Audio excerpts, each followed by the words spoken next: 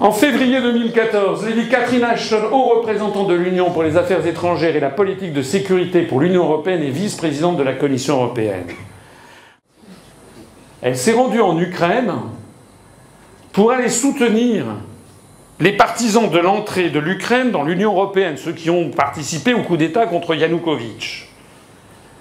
Et la voilà flanquée à droite, à sa droite, à gauche pour nous, par quelqu'un ici présent, qui est le boxeur ukrainien Vitaly Klitschko, qui a des liens avérés, lui et son frère, avec la mafia ukrainienne. Je signale que la mafia ukrainienne, ce ne sont pas des enfants de cœur. Ils rendent la Camorra napolitaine ou la Ndrangheta calabraise, rendent d'aimables sœurs de couvent. Il y a un livre du journaliste allemand Leo Glinder qui s'appelle « Le combat des frères Klitschko ». Et à sa gauche, à droite, sur notre présentation, il y a donc l'Ukrainien Oleg Yanibok, le président du parti national-socialiste Svoboda, ça veut dire liberté en russe, en ukrainien, objet d'un mandat d'arrêt international lancé par la Russie pour actes terroristes avec les séparatistes tchétchènes. Il s'est battu du côté des Tchétchènes, financé très probablement par nos amis américains, contre la Russie. Donc voici quelle est la haut représentante de l'Union pour les affaires étrangères et la politique de sécurité pour l'Union européenne. Elle est en train mafieux, extraordinairement dangereux, et le principal parti néo-nazi d'Europe occidentale. Je signale que le mouvement Svoboda, qui donc a plusieurs membres maintenant, même si Oleg Yanibok n'est pas au gouvernement de Kiev, il y a quand même plusieurs ministres qui viennent de ce mouvement politique. Je signale que ce mouvement politique a été classifié par le centre Simon Wiesenthal en 2012 comme l'un des 10 mouvements les plus antisémites, les plus dangereux au monde. Je signale d'ailleurs que le grand rabbin de Kiev a demandé aux Juifs, a suggéré aux Juifs ukrainiens de fuir le pays. Voilà Madame Catherine Ashton of Upholland. Nous avons ici maintenant M. Fabius, ministre français des Affaires étrangères, qui seront le 21 février à Kiev pour tenir une réunion avec le néo-nazi le même, Oleg Yanibok, chef de Svoboda, Parti national-socialiste d'Ukraine, et le mafieux Vitaly Klitschko, les mêmes. Les mêmes. Nous avons ici la photo du 21 mars 2014 à Tallinn, en Estonie. Jean-Yves Le Drian, ministre français de la Défense, est allé soutenir son homologue, le ministre estonien de la Défense, Urmas Reinsalu. Je ne suis pas sûr que mon estonien soit d'une pureté de prononciation parfaite. Et ce type est un néo-nazi qui donne les Waffen-SS en modèle à ses compatriotes. On en est là, hein. Dans l'indifférence. Alors les gens, quand on leur dit oui, oui, bah quoi, oui. Non, je veux dire, je ne suis pas du tout là pour mais on a eu en France des exemples récents où on a fait, vous vous rappelez l'affaire de la quenelle de Dieudonné. Alors, chez nous, il y a des gens qui sont pour Dieudonné, hein, qui sont contre. Nous, non, on ne se mêle pas de ça, c'est pas notre problème. Enfin, on en a fait quand même des tonnes sur cette question. Mais là, les ministres français vont se rencontrer avec des gens, des ministres, officiellement, qui célèbrent les Waffen-SS, qui d'ailleurs se battaient pour l'Europe contre la Russie. Hein. Rappelez-vous tout ce que je vous ai dit, c'est les mêmes histoires qui recommencent.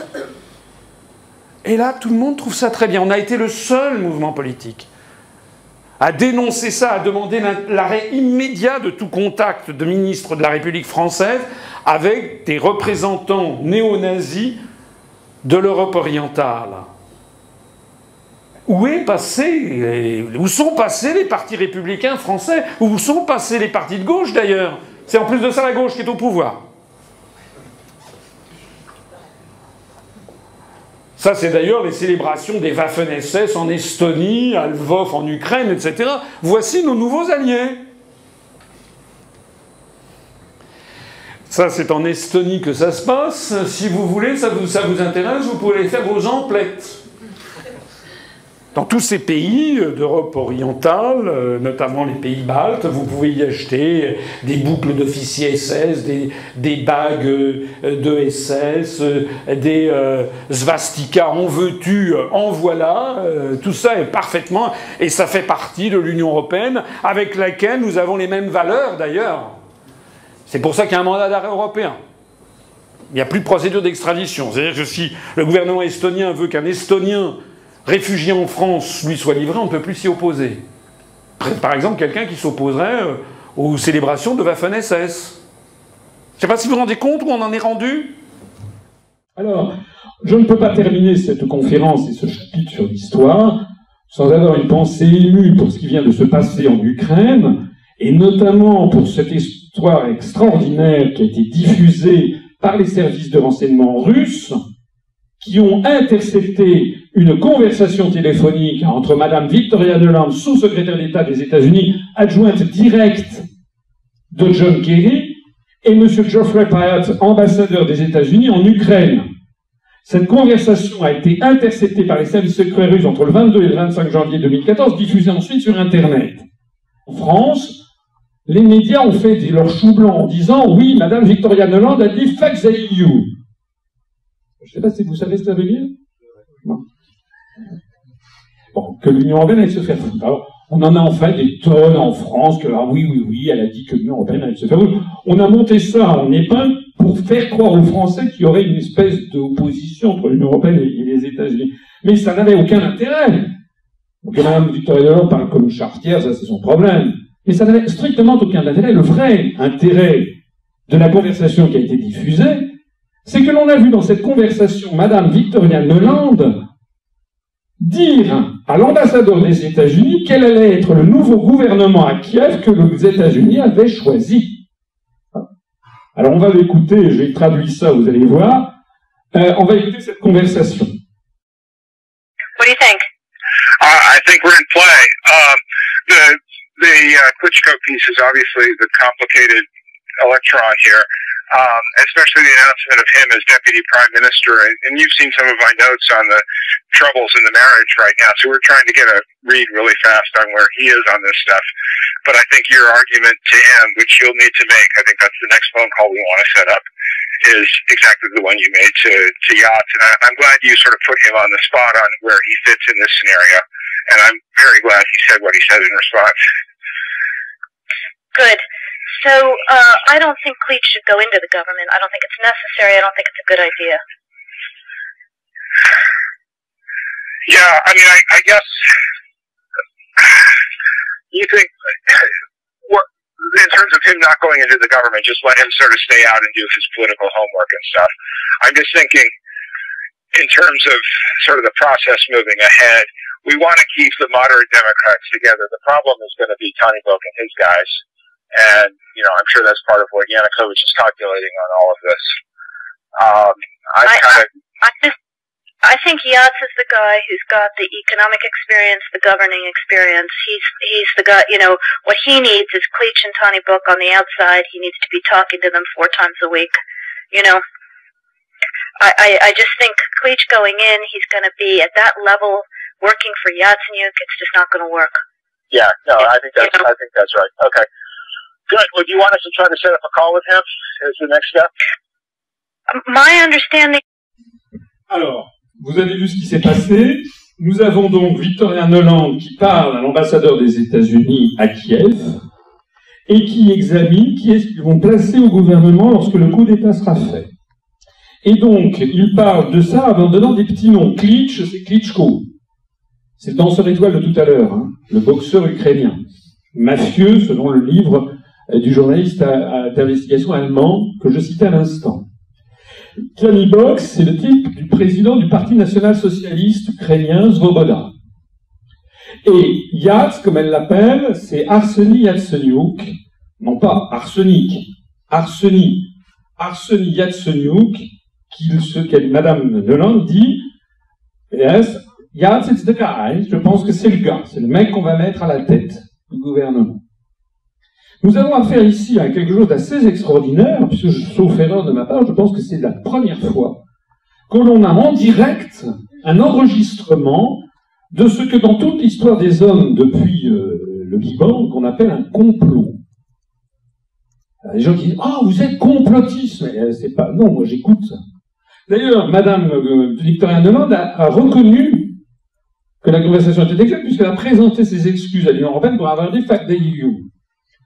Et donc ça veut dire que cette conversation est réelle, que les services secrets russes sont balancés sur Internet, et que, en France, en tout cas, je ne sais pas ce qu'il en a été en Royaume-Uni, mais en France, cette information absolument décisive pour comprendre les événements a été torpillée par de grands médias qui ont uniquement axé ça sur le fact EU et absolument pas sur le fond du sujet qui est celui-là.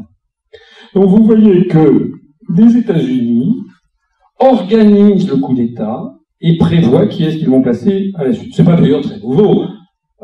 Toute l'histoire du XXe siècle, le coup d'État contre Allende, tout le monde sait que c'était les États-Unis derrière. Et toute une série de coups d'État en Amérique latine et autres. Mais là, c'est la première fois quand même qu'on a en live, si j'ose dire, l'affaire. Alors, Arseniy Yatsenyuk, qui va être effectivement nommé, et il est actuellement Premier ministre ukrainien, suite au coup d'État. C'est qui ce Arseniy Yatsenyuk, surnommé Yats par Victoria Nuland? Eh bien, suite au complot américain, donc révélé de façon irréfutable par la conversation entre Victoria Nuland et l'ambassadeur Payet, le millionnaire, c'est un millionnaire en dollars, Arseniy Yatsenyuk a été désigné à la tête du gouvernement ukrainien d'union nationale, qui a d'ailleurs été reçu par Obama il y a quelques semaines après, il a été reçu à la Maison Blanche, voilà. Il est donc le président, le premier ministre, jusqu'aux élections présidentielles qui vont avoir lieu le 25 mai. Qui est ce monsieur? Il a débuté sa carrière politique en 2001 comme ministre de l'économie de Crimée. Après un passage par la Banque centrale, il a été ensuite nommé ministre de l'économie, puis ministre des Affaires étrangères. Quelques semaines avant le coup d'État organisé par Washington, avec la complicité donc des milices de Svoboda, des milices néo-nazis, et de Pravi Sektor, qui veut dire le secteur noir, c'est l'extrême droite ukrainienne, il avait participé le 27 octobre 2013 à une réunion de la commission trilatérale au sujet de l'Ukraine à Cracovie en Pologne, sous la présidence de Jean-Claude Trichet. Voici le programme, si vous aviez un doute, où l'on voit The Trilateral Commission Europe, c'était la 37e meeting, 37e réunion européenne du 25-27 octobre à Cracovie, et vous voyez Arseniy Yatsenyuk, c'est quand elle dit il a une bonne expérience des questions économiques, vous savez, c'est notre homme, c'est l'homme des Américains, c'est le cas de le dire. Donc, tout ceci, et je terminerai ici, parce que nous sommes en plein dans l'actualité, pour voir que la France n'est plus la France. La France, elle est phagocytée par une construction géopolitique voulue par les États-Unis. La France a disparu, n'est plus qu'un des larbins du système euro-atlantiste, est entraîné, comme on le voit ici, ça c'était le 3 mars dernier, un engrenage qui est en train de nous précipiter dans un conflit potentiellement dévastateur avec la Russie. Les toutes dernières informations ne sont pas spécialement réjouissantes, hein.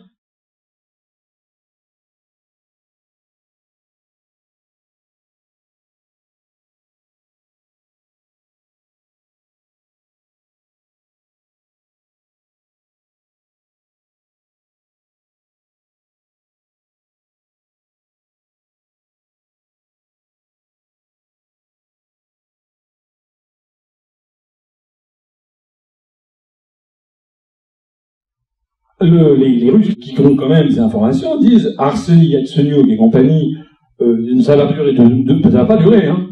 Ils sont extrêmement impopulaires, surtout que vous avez vu qu'ils sont en train d'appliquer les directives du Fonds monétaire international qui ont exigé premièrement que les infrastructures ukrainiennes soient données, vendues à cette grande entreprise philanthropique qui s'appelle Chevron, une entreprise américaine, vous savez, pétrolière, d'autres à des entreprises allemandes de la Ruhr. Et puis vous avez eu l'exigence qui a été mise en place par le gouvernement de Kiev d'augmenter de 50% le prix du gaz servi aux Russes ukrainiens. Donc tout ça est en train de tourner très très mauvais.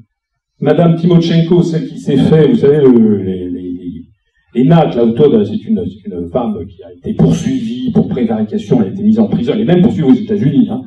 On a découvert qu'il y a 85 comptes offshore, enfin c'est une mafieuse, Madame Tymoshenko.